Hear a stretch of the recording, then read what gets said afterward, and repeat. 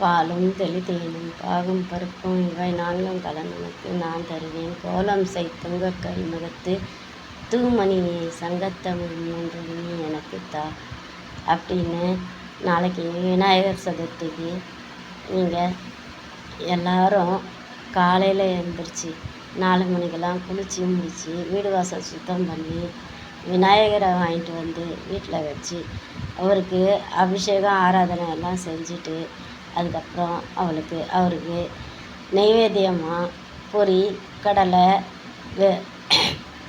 தேங்காய் பூ பழம் மாலை எருக்கம்பூ மாலை அப்புறம் கொழுக்கட்டை அவருக்கு பிடிச்சது எல்லாமே செய்து வடை பாயாசத்தோடு வச்சு அவரை நினச்சி குழந்தைங்களுக்கும் கொடுத்து நீங்களும் தீபாராதனை காட்டி நீங்களும் சாப்பிட்டு சந்தோஷமாக இருக்கிறதுக்கு நானும் வேண்டிக்கிறேன்.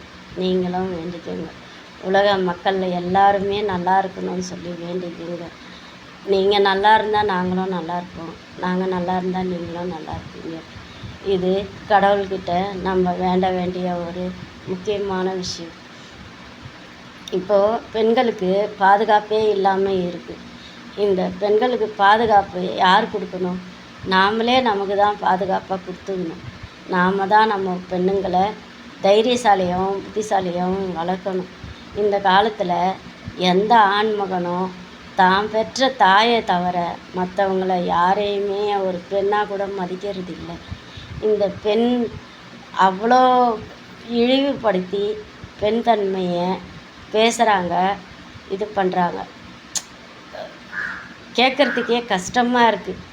ஒரு மருத்துவர் காலேஜுக்கு உள்ள ஹாஸ்பிட்டல் உள்ள பாத்ரூமுக்குள்ளே போகிறதுக்கே பயப்படுறாங்கன்னா அப்போ அந்த மருத்துவருக்கே அந்த நிலமைனா சாமானிய மக்கள் சாதாரண மக்களுக்கெல்லாம் என்ன நிலமை? அவங்கள கற்பழித்து கொலை பண்ணி போடுறதுக்கும் தயங்க மாட்டேன்றீங்க. அப்படி வெறி பிடிச்சியாக இருக்குது. அநியாயமாக தெரியலையா உங்களுக்கு? உங்கள் அக்கா தங்கச்சிங்களும் ஒரு பெண் தானே, உங்கள் தாய்ங்களும் ஒரு பெண் தானே. அந்த தாய்மைக்கு மரியாதை கொடுக்க மாட்டீங்களா? ஏன் இப்படி நடந்துக்கிறீங்க?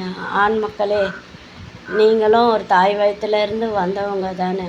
அந்த மாதிரி எல்லா பெண்களையும் நினச்சா என்ன போகுது? பெண்களுக்கு மரியாதை கொடுங்க. மேடையில் பேசுகிறதும் வாழ்க்கையில் நடக்கிறதும் வெவ்வேறையாக இருக்குது. மேடையில் பேசுகிறது மட்டும், சினிமாவில் பார்க்கறது மட்டும்தான் பெண்களுக்கு முக்கியத்துவம் கொடுக்கறதா நான் நினைக்கிறேன். உண்மையிலே நிஜ வாழ்க்கையில் இந்த முக்கியத்துவம் யாருமே கொடுக்கறது இல்லை.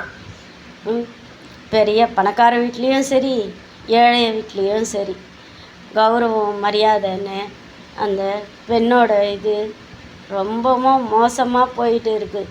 உலகம் எங்கே போய் நிற்க போகுதுன்னே தெரியல.